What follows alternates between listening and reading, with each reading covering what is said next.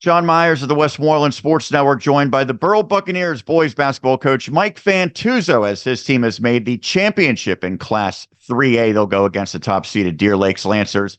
First off, Mike, congratulations on getting here. It's a big-time accomplishment. I know just a few weeks into the season, I had heard whispers that maybe this is the best Burrell team since about a decade ago when Cole Bush led the team to a championship appearance.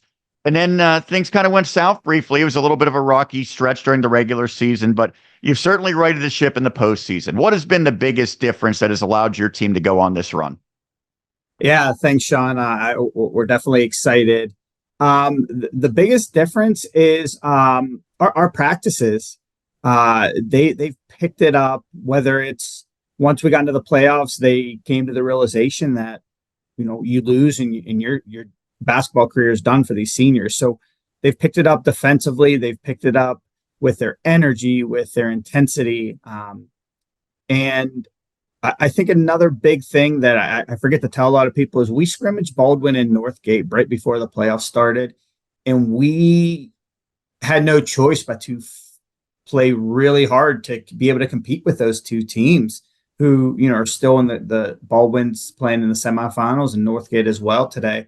And it clicked after that. We saw the speed that we needed to do offensively, the speed that we need to fly around defensively, and how to get through screens. And it's been great ever since. Well, I mentioned early in the season, your team had a lot of hype, and I think rightfully so. You returned a lot from a pretty good program the last couple of years.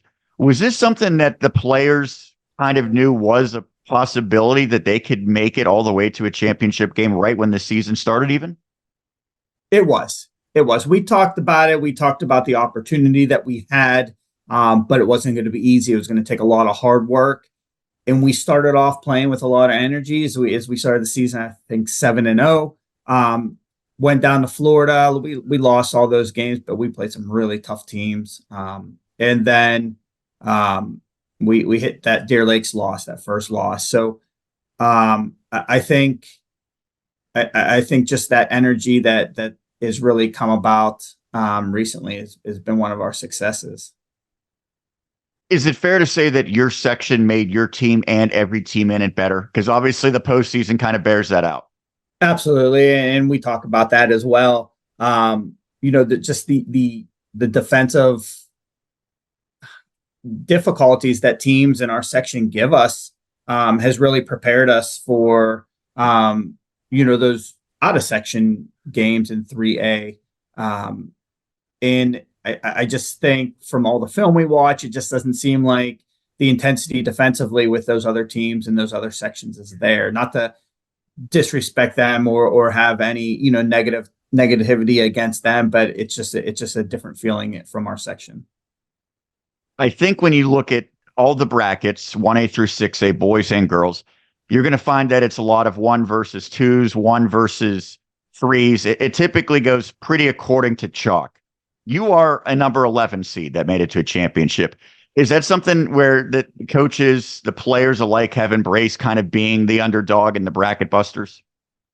Yeah, we've talked about how, we beat Seton LaSalle and, there's not a whole lot said about us. And then we beat Shadyside and there's not a whole lot said about us. At the time, I feel like, we were playing not our best basketball. So 9, 10, 11 seed was where I thought we'd be. But after that first win, I feel like when you get to 8 teams, everyone's there. Everyone deserves to be there. It doesn't really matter what seed you are. But, all the headings that says upset, that's not what we feel. We feel like we're one of the better teams in the first place. I don't really feel like it's upset, but it's just a good win for us. So it was a good win against Mohawk, which was coincidentally the number 2 seed. And it was really the defense. You're suffocating on that end of the floor, especially in the first half. What worked so well? I think we had a good game plan on that. We wanted to run them off the 3-point line because we know how well they can shoot from the 3-point. They can shoot deep. They all can shoot the ball. And then we wanted to rely on, if we got beat, we got help in the paint and just to rotate. And we had a lot of energy and a lot of just a lot of good positioning that put us in those areas where they just struggled to even get a shot off. Plus, we started off really strong offensively, and I think it really helped pick up our defense. Jay Rona had 25 of their 34 points. So he did his part, but was it part of the game plan that said, if he's going to score that much, then we can't let the other guys hurt us as well?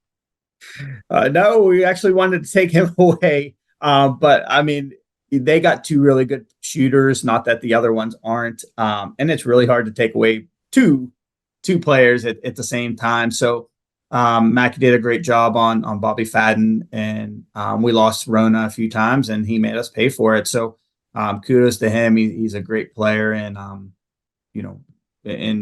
overall, I think we just did a good job. And one player is just not a good enough, game plan to be able to beat us.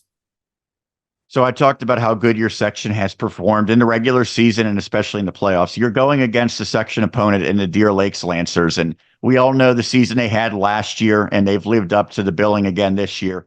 The number 1 seed, they survived in overtime to knock off Neshannock. What stands out about them, and what do they do so well? They find a way to win, and that's what it's all about. And they wear you down defensively. They have size, they have strength, they have kids that can shoot the ball, they have kids that can get rebounds, they get kids that can play defense. So they have a lot going for them. They're great athletes. So they know how to win those close games. They know how to win when they're down 2. They know how to win when they're up 3. So they've kind of have that experience that puts them in a good position for really any type of situation. What are the biggest keys to knock off the Lancers? Slow their transition down, rebound the ball, play good defense. Lastly, I mentioned it's been about a decade since the Buccaneers have been here on the boys' side. It's always a special moment when you get to play for a championship. You get to play at the Pete. How do you embrace enjoying this atmosphere, enjoying everything that leads up to it, but also having the right focus when you tip off? Yeah, I mean, the kids are super excited. We'll get there early. We'll let them take in the environment, take in everything, enjoy that experience. But, they know that we've gotten this far. We've put in so much work. Why stop now? The focus is still there. Our practices are so intense. We set them up for their drills, and we kind of stand back nowadays, and they know what they need to do. So that senior-led group is really starting to show their experience and why, the benefits of having a senior-led group, because now they're taking control, and it's really player-run practices versus us coaching run practices. Well, Mike, thanks so much for taking the time to do this on what I'm sure is a very hectic week for you. Congratulations on getting to the championship, and good luck in that championship. Thank you, Sean.